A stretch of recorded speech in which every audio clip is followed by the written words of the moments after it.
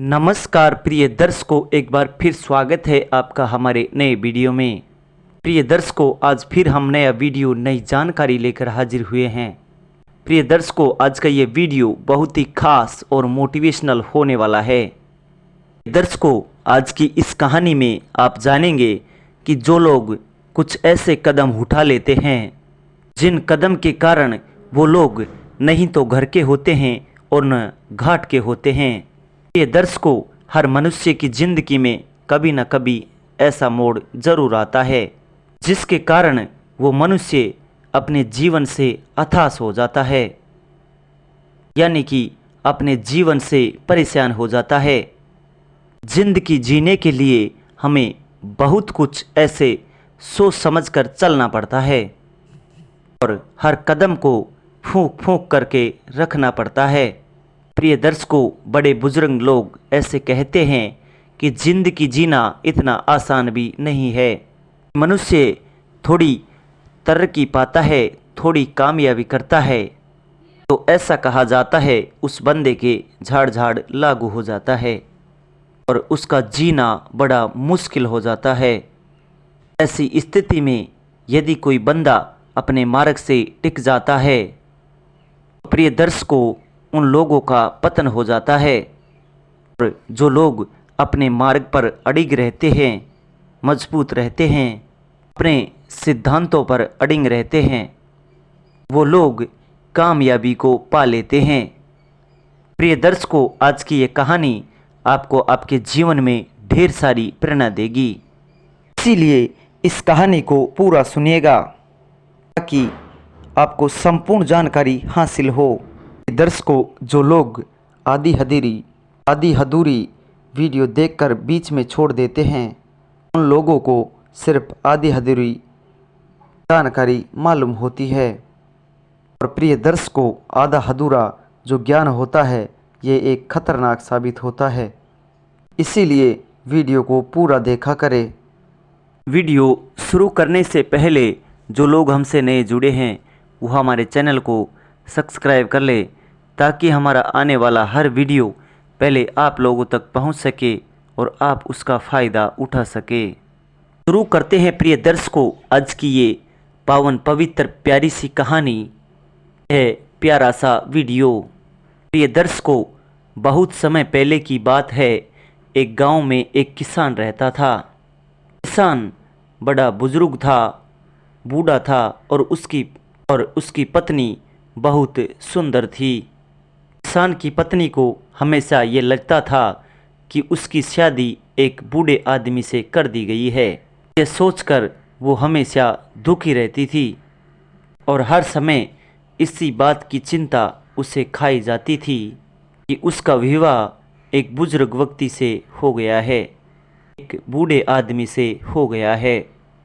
ये दर्शकों, एक दिन उस गांव में कहीं से एक ठग आ जाता है और जब उस ठग ने उस किसान की पत्नी को देखा तो वो समझ गया कि ये स्त्री अपने पति से खुश नहीं है और अपने पति से घृणा करती है, नफरत करती है। दर्शकों, ठग किसान की पत्नी के पास आकर के बोला कि सुंदरी, आप बहुत सुंदर हो और नौजवान हो और मुझे तुमसे प्यार हो गया है और तुम मुझे बेहद पसंद हो। मैं तुम्हारे संग अपना जीवन बिताना चाहता हूँ। क्या तुम मेरे साथ मेरे घर चलोगी? तुम क्या मुझसे विवाह करोगी? ये दर्शकों, उस ठग की ऐसी मीठी मीठी चुपड़ी चुपड़ी बातें सुनकर किसान की पत्नी उस ठग की बातों में आ जाती है और अपने पति को छोड़कर उसके साथ जाने के लिए तैयार हो जाती है। ये दर्शकों, दोनों ने भागने के लिए समय तय किया। ये दर्शकों, किसान की पत्नी और उस ठग ने बातचीत करने के बाद घर से भागने का फैसला लिया।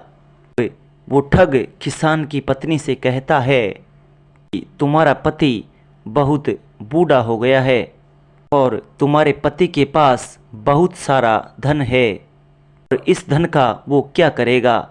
तुम्हारे बूढ़े पति के घर में जितना भी धन है, जितना भी जेवर है, जितना भी पैसा है, सभी को एक थैले में भरकर और साथ लेकर चलना, ताकि भविष्य में वो हमारे बहुत काम आएंगे। यदि धन हमारे पास हुआ तो हमारा जीवन बड़ा सुख व्यतीत होगा। प्रिय दर्शकों, किसान की पत्नी उस ठग की बातों में पहले ही आ चुकी थी और अब उसके कहे अनुसार उसने घर में रखा धन, पैसे, जेवर सब कुछ अपने पास रख लिए। दर्शकों, जब मध्य रात्रि का समय हो जाता है तब उसका पति और पूरा गांव सो जाता है। अब किसान की पत्नी उस ठग के साथ भाग जाती है। सुबह होते होते वो एक गांव से बहुत दूर निकल जाते हैं। रास्ते में उन्हें एक नदी मिलती है। नदी में काफ़ी सारा पानी का बहाव था। प्रिय दर्शकों, तब उस ठग ने सोचा कि मैं किसी भी तरह इस स्त्री का धन लेकर और इसे यहीं छोड़ देता हूँ। स्त्री वैसे भी अधिक उम्र की हो चुकी है। मेरे पास धन रहेगा तो कोई भी जवान स्त्रियां मुझे मिल जाएंगी। इस अधेड़ स्त्री को ले जाकर मैं क्यों अपना जीवन बर्बाद करूंगा। प्रिय दर्शकों, अब वह ठग इसी बात को सोचकर और नदी को देखकर ठग उस स्त्री से कहने लगता है, प्रिय, इतना सारा धन लेकर हम नदी को पार नहीं कर सकते। पहले मैं इस धन को नदी के पार ले जा करके किसी सुरक्षित स्थान पर रखकर वापस आता हूँ और मैं वापस आकर तुम्हें नदी पार करवाऊंगा। दर्शकों, किसान की पत्नी पहले ही ठग की बातों में आ गई थी। इस बार भी किसान की पत्नी ने बिना सोचे समझे उसे ठग की बातों पर यकीन कर लिया। दर्शकों, किसान की पत्नी उस ठग की बातों पर यकीन करके और धन की पोटली उस ठग को दे देती है और नदी के उसी पार बैठकर उस ठग का वापस आने का इंतज़ार करती है। प्रिय दर्शकों, बहुत अधिक समय बीत गया परंतु ठग वापस नहीं लौटा। दर्शकों, अब किसान की पत्नी को सारा मांजरा समझ में आ गया था। अपना सब कुछ लूट जाने के बाद नदी के किनारे बैठकर रोने लगती है। रोती है, चिल्लाती है, रुदन मचाती है, लेकिन अब उसके रोने का कोई फायदा नहीं था कि वह किसान की पत्नी सबसे पहले तो अपने पति को धोखा देकर को छोड़कर के घर से जितना भी धन था, जितना भी पैसा था, जितने भी जेवर थे, उन सभी को चुराकर एक ठग के साथ वहाँ से आ गई थी। और वो ठग अब उसे धोखा देकर और नदी के किनारे ही छोड़कर चला गया। दर्शकों, उसी समय एक गिद्धड़ी वहाँ मुंह में एक मांस का टुकड़ा लेकर उसी के सामने से गुजरी। दर्शकों, गिद्धड़ी को नदी में एक बड़ी सी मछली दिखाई दी।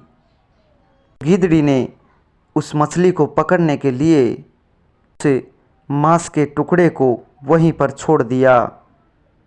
ये दर्शकों, पानी के तेज बहाव के कारण वो मांस का टुकड़ा पानी में बह जाता है। यह देखकर किसान की पत्नी उस गिद्धड़ी से बोली, अरे तू तो अपनी मूर्खता के कारण के टुकड़े और मछली दोनों से ही हाथ धो बैठी है। प्रिय दर्शकों, किसान की इस बात को सुनकर गिद्धड़ी ने वापस जवाब दिया। गिद्धड़ी कहती है कि अरे मूर्ख, तू तो मुझसे भी ज़्यादा बेवकूफ़ है जो अपने प्रेमी के लिए अपने पति को छोड़कर आ गई और वो ठग तेरी धन दौलत लेकर तुझे छोड़कर चला गया। तू घर की रही ना घाट की। अब बता तेरा क्या होगा। तू कहाँ जाएगी, किधर मरेगी। तू घर की रही ना घाट की। दर्शकों, ये कहानी यहाँ समाप्त होती है। कहानी से हमें शिक्षा मिलती है कि कभी भी छोटी मोटी बातों को लेकर अपनों को कभी भी धोखा नहीं देना चाहिए, अन्यथा कहीं के भी नहीं रहते हैं। नहीं तो घर के रहते हैं, ना घाट के रहते हैं। जो लोग ऐसी मूर्खता करते हैं, छोटी सी लालच के चक्कर में जो लोग अपनों को धोखा दे देते हैं, उन लोगों का पतन हो जाता है। लोग नहीं तो घर के रहते हैं, नहीं घाट के रहते हैं। दर्शकों, ये कहानी यहाँ समाप्त होती है। हम ये आशा करते हैं इस कहानी से आपको कुछ सीख भी मिली होगी। प्रिय दर्शकों, अगर हमारा वीडियो आपको अच्छा लगा है तो लाइक शेयर कमेंट करके ज़रूर बताइए, और साथ ही जो लोग हमसे नए जुड़े हैं वो हमारे चैनल को भी सब्सक्राइब कर ले, ताकि हमारा आने वाला हर वीडियो पहले आप लोगों तक पहुंच सके और उसका आप फ़ायदा उठा सके। प्रिय दर्शकों, मिलते हैं जल्दी नए वीडियो के साथ। जी नमस्कार, धन्यवाद।